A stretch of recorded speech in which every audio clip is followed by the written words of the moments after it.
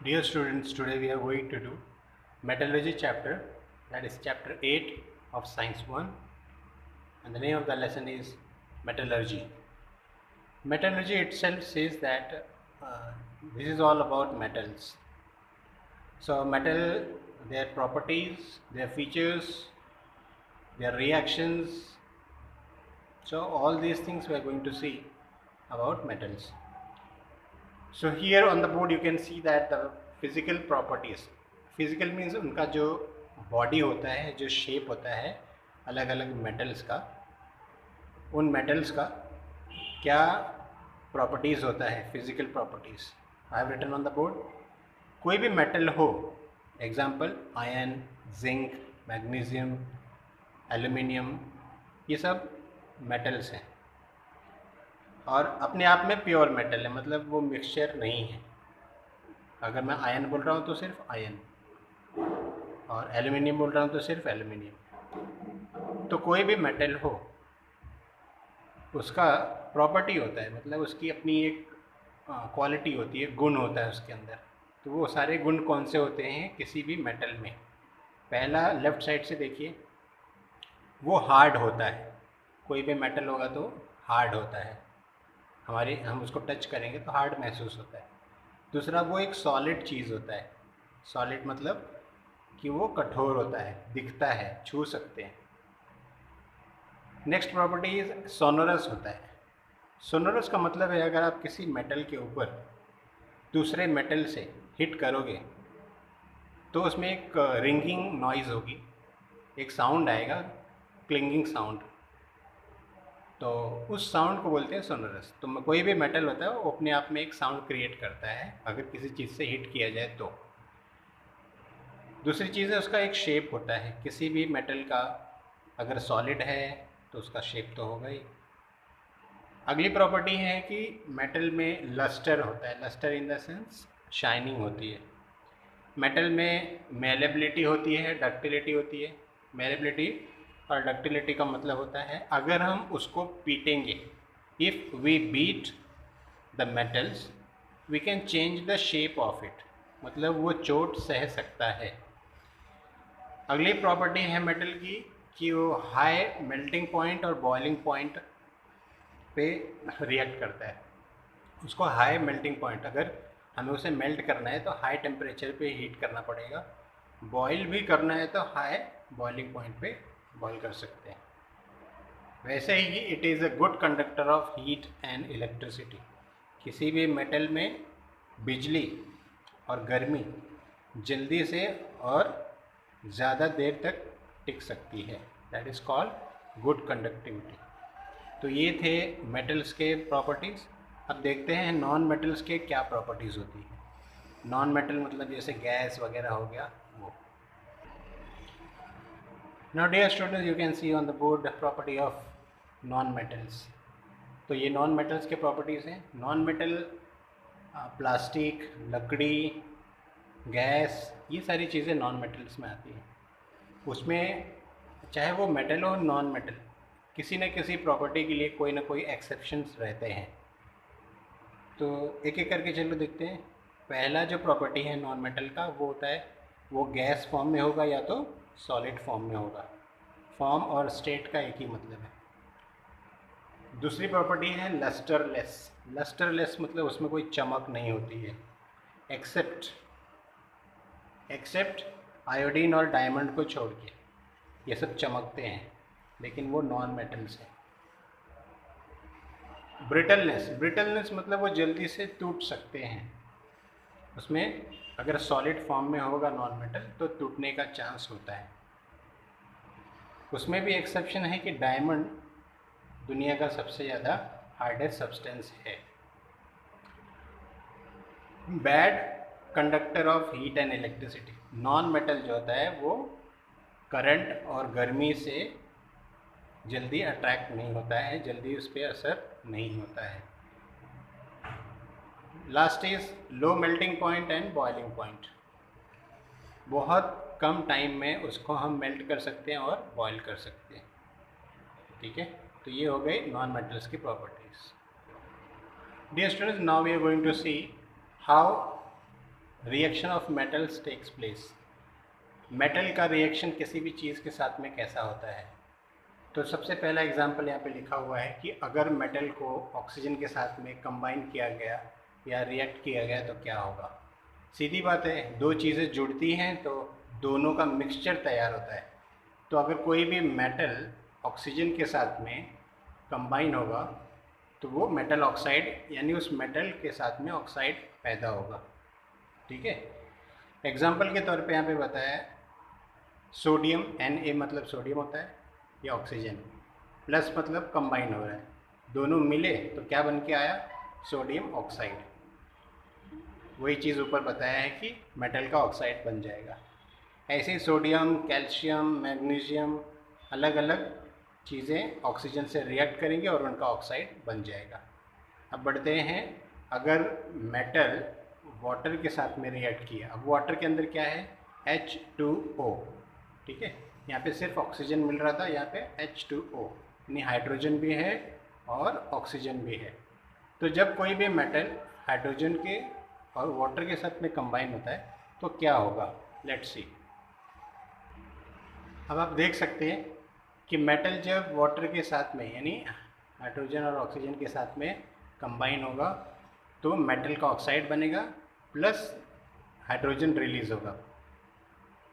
Example के तौर पे जब 2 molecules of sodium are getting combined with 2 molecules of water, so it get converted into what gives out 2 molecules of sodium hydroxide and hydrogen is evolved और वो hydrogen गर्म होता है। ठीक है, हीट के साथ में वो रिएक्ट करने के बाद में उसमें से हीट भी निकल रही है। तो इस तरह रिएक्शन होता है वाटर के साथ में। अब नेक्स्ट चेक करते हैं कि acid, what is acid. Hydrochloric acid, sulphuric acid, ये सब डाइल्यूट एसिड होते हैं, बहुत ही स्ट्रॉन्ग एसिड होते हैं। तो चलो देखते हैं कि मेटल का रिएक्शन एसिड के साथ में क्या होता है। नेक्स्ट देखिए, जब एसिड के साथ में कोई भी मेटल एसिड के साथ में एसिड डाइल्यूट HCl होगा या तो फिर डाइल्यूट सल्फ्यूरिक एसिड होगा। तो जब भी कोई मेटल एसिड के साथ में रिएक्ट करेगा तो क्या फॉर्म होगा, मेटल क्लोराइड फॉर्म होगा। अगर यहाँ पे क्लोरीन होगा तो, या तो मेटल सल्फेट होगा, यहाँ पे सल्फर होगा। तो ये दो अलग अलग एसिड के साथ में ये दो अलग चीज़ें आ सकती हैं, प्लस उसके साथ में हाइड्रोजन भी इवॉल्व होगा। तो ये होता है एसिड्स के केसेस में कि इस तरह मेटल रिएक्ट करता है एसिड के साथ में और उसका क्या रिएक्शन, क्या प्रोडक्ट बन के निकलता है। लास्ट है मेटल्स का रिएक्शन विद नाइट्रिक एसिड। चलो देखते हैं इसमें क्या हो सकता है। डियर स्टूडेंट्स, अब हम देख सकते हैं कि नाइट्रिक एसिड के साथ में अगर मेटल रिएक्ट होता है, नाइट्रिक एसिड का मतलब होता है HNO3। तो HNO3 के साथ में अगर मेटल रिएक्ट हुआ तो मेटल प्लस सॉल्ट पैदा हो रहा है। मेटल प्लस नाइट्रिक एसिड हुआ तो नाइट्रेट सॉल्ट पैदा हो रहा है। अब नाइट्रेट सॉल्ट मतलब ये, ठीक है, उसके साथ में अलग अलग नाइट्रोजन के ऑक्साइड्स निकलेंगे। एग्जाम्पल दिया है, कॉपर मेटल रिएक्ट हुआ नाइट्रिक एसिड के साथ में तो कॉपर नाइट्रेट पैदा हुआ और फिर नाइट्रोजन ऑक्साइड पैदा हुआ और साथ में पानी रिलीज हुआ, H2O मतलब वाटर। तो ये था रिएक्शन विद नाइट्रिक एसिड। अब आगे बढ़ते हैं, देखते हैं कि what is aqua regia. Dear students, आप देख सकते हैं कि बोर्ड पे एक्वा रेजिया के बारे में बताया गया है। एक्वा रेजिया क्या होता है, ये एक लिक्विड है, एक मिक्सचर फॉर्म किया जाता है जिसमें कॉन्सेंट्रेटेड हाइड्रोक्लोरिक एसिड और कॉन्सेंट्रेटेड नाइट्रिक एसिड मतलब HNO3, तो HCl और HNO3 का मिक्सचर फॉर्म किया जाता है कॉन्सेंट्रेट करके, और उसका मिक्सचर का जो रेशियो होता है, जो क्वांटिटी होती है वो 3:1 में होती है। उनको मिक्स किया जाता है तो फिर तैयार होता है एक्वा रेजिया। एक्वा रेजिया एक ऐसा लिक्विड है जो बहुत ही हाईली कोरोसिव है, मतलब वो दूसरे मेटल को ख़राब कर सकता है, जल्दी से करोजन ला सकता है, और वो fuming, highly corrosive and fuming इसकी प्रॉपर्टी है। ये सारे रीएजेंट्स का मतलब होता है कि ऐसा सॉल्यूशन या ऐसा मिक्सचर जो metal like gold and platinum को भी डिज़ोल्व कर सकता है, यानी ख़त्म कर सकता है, गला सकता है। इसमें इतनी ताकत होती है, तो उसी को बोलते हैं aqua-regia. So it's a mixture liquid of HCl and HNO3 in the ratio of 3:1 which is highly corrosive and fuming. It can dissolve gold and platinum also. तो ये था एक्वा-रेजिया का एक्सप्लेनेशन।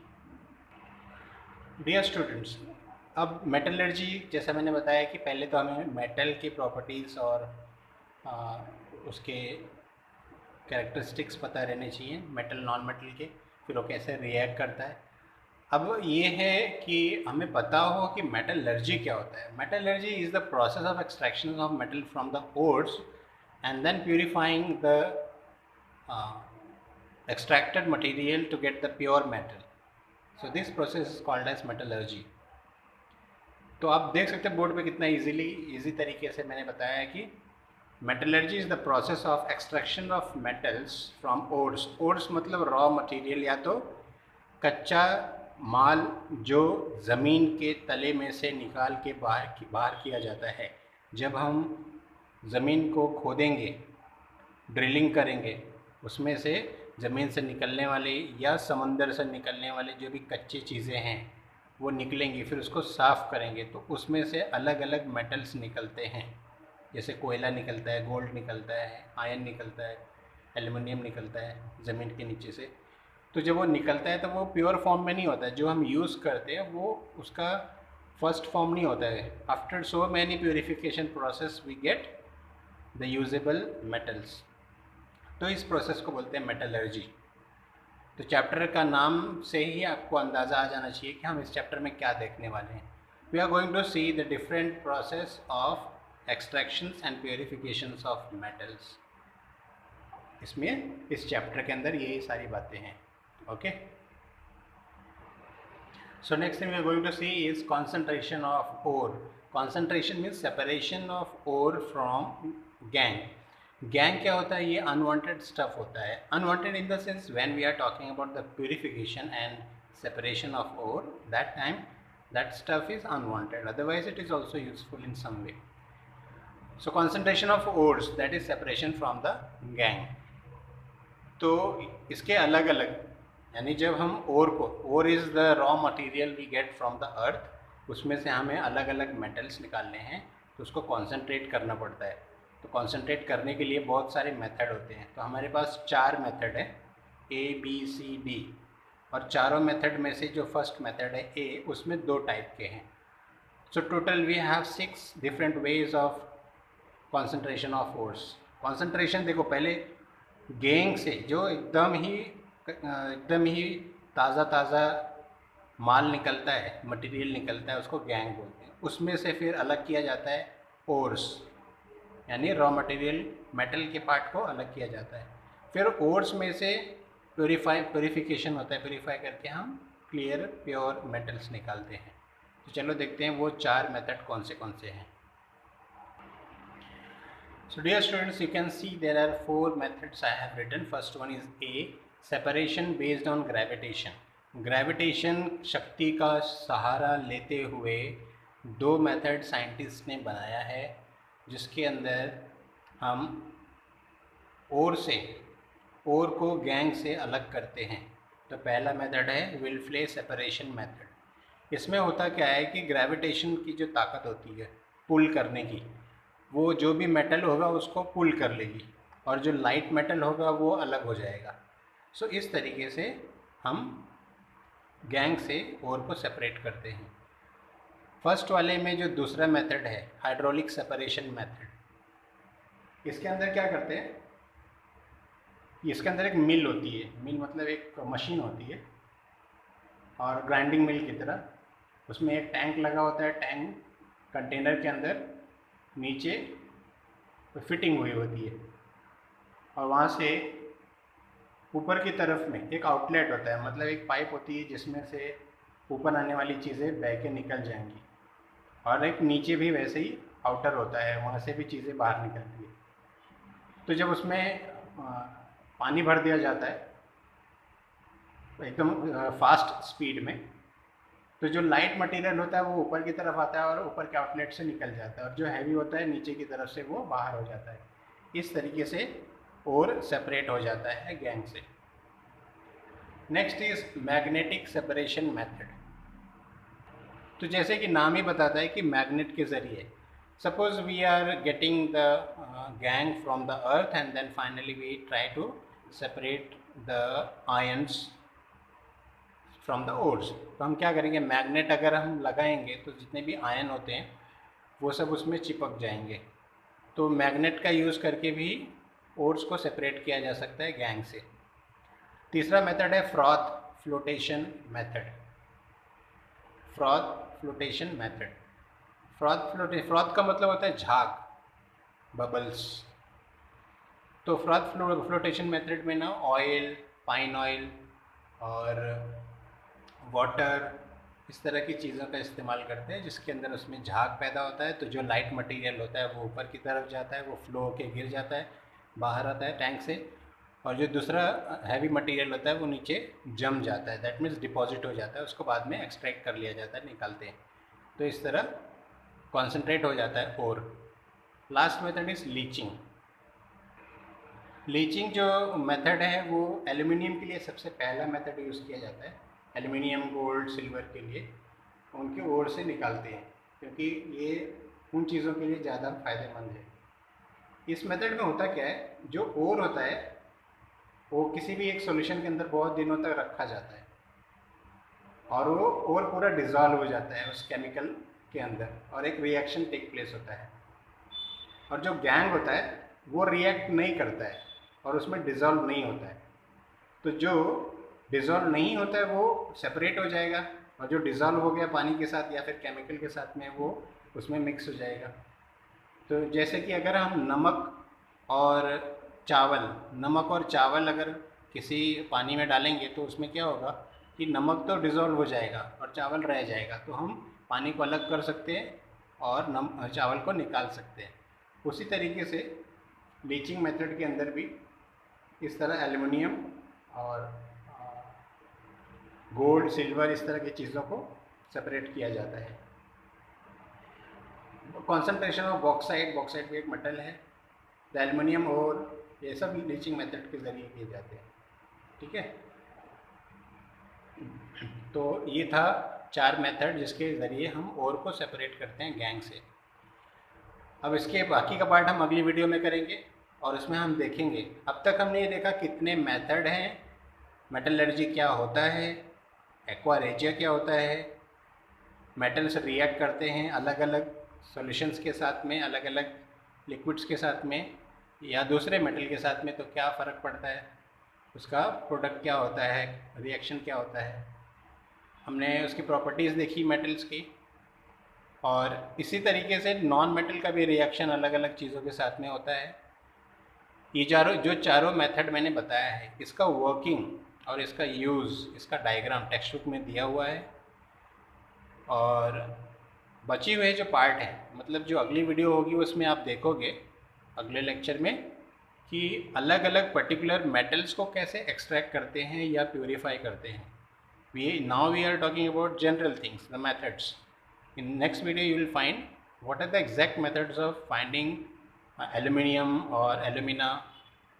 Okay, so अलग अलग product के ऊपर बात करेंगे। तब तक के लिए thank you very much for your cooperation. God bless you, all the best, thank you very much.